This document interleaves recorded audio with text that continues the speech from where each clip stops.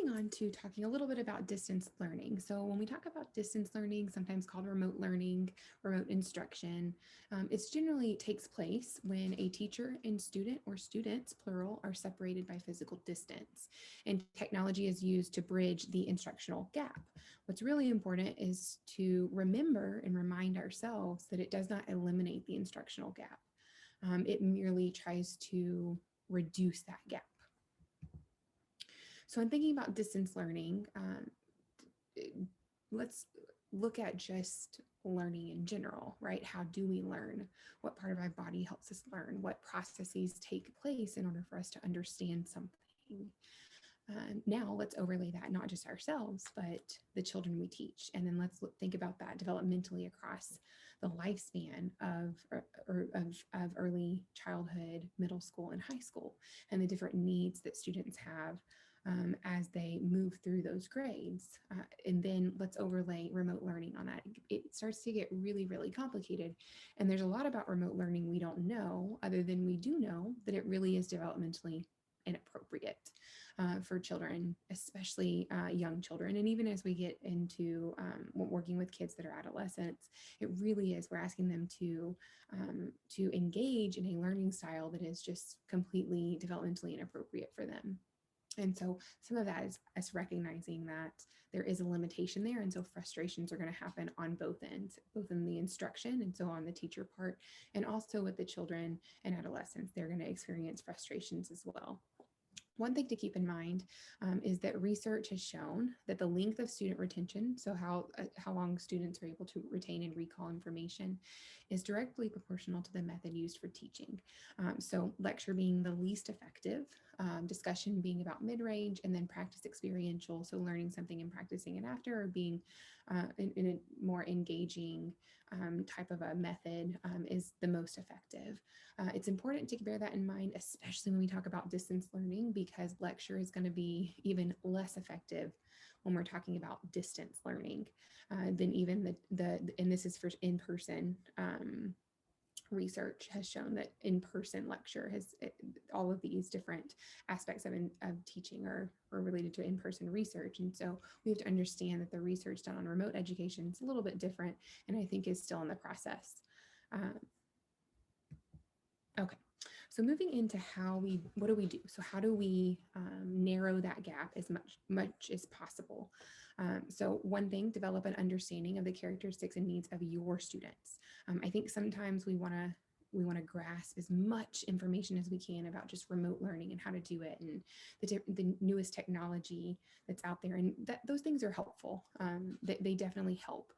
But I think one of the things that can take away a lot of the frustrations is to really kind of think about your students as persons, individual persons, and figure out and target what they need in their lessons and then the way that they receive information and learn information.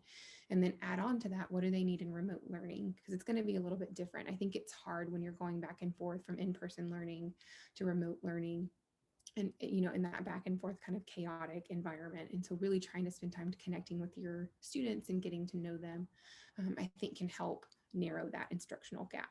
You also want to adapt your instructional and teaching styles by taking into consideration your needs. So not just understand the characteristics and what their needs are, but make changes in your style of teaching. So if you've been doing things the same way the past 5 years, that it really isn't in your best interest to continue doing that. It really is helpful to adapt and to your curriculum and in the way that you instruct based on the students that you have.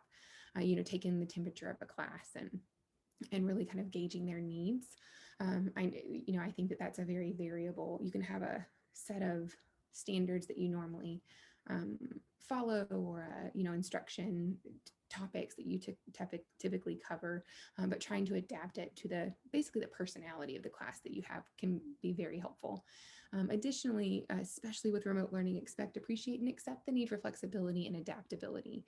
I think sometimes when we have this thing in our mind where we have a plan and we want that plan to happen, and we work really, really hard to plan out a lesson, and then it doesn't go well.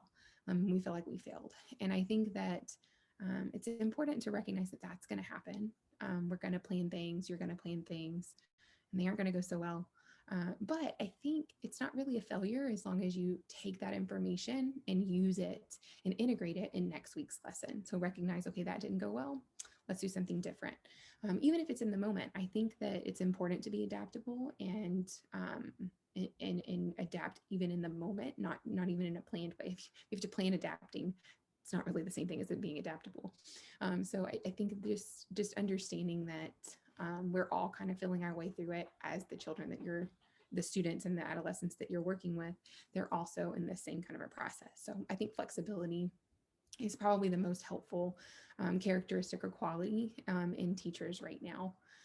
Additionally, develop a working understanding of available technology. I had previously mentioned this. It is helpful if you're not really tech savvy and you struggle in that area. Maybe a colleague of yours you can kind of tap when you need to help you kind of learn some of that different technology that might be helpful in closing that instructional gap as well. And then again, stay attuned to your students' needs. So let's say you have a deadline for a project and it's Friday and we're in the middle we're in the middle of Snowvid. And so, I'm sure that there's been a lot of delays and you've had to move those due dates periodically this week, probably on a rotation. You moved it to Tuesday, then Wednesday, then Thursday, recognizing that this is taking a little bit longer than we all thought. So I think taking that kind of a mentality can be helpful for your students as well, recognizing that they're all going through the same things that you're going through. And they have even less control over their worlds than you do. So trying to stay attuned to them and making sure that you're meeting their needs instructionally. And maybe that means narrowing your lesson and doing more mindfulness based things for the day, having a mental health day instead of the lesson that you had planned. So just making sure you're really connecting to what their needs are for the day.